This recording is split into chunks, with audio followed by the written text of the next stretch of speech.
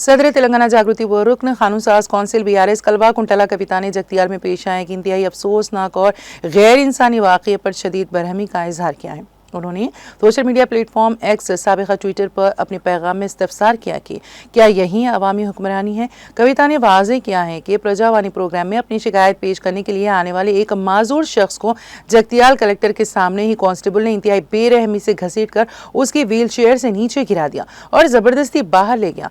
उन्होंने इस हरकत को इंतहाई घटिया और जालिमाना करार देते हुए सख्त अल्फाज में मजम्मत की।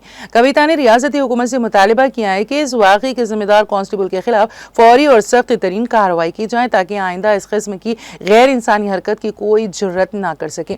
साथ ही उन्होंने इस बात पर भी शदीद एतराज़ किया कि कलेक्टर के सामने इतना संगीन वाक़या रूनुमा होने के बावजूद उन्होंने कोई रद्द अमल जाहिर नहीं किया। कविता ने बताया कि कलेक्टर पर भी कार्रवाई होनी चाहिए क्योंकि अवामी नुमाइंदे या ओहदेदार का खामोश रहना इस जुल्म में शरीक होने के मुतरादिफ है।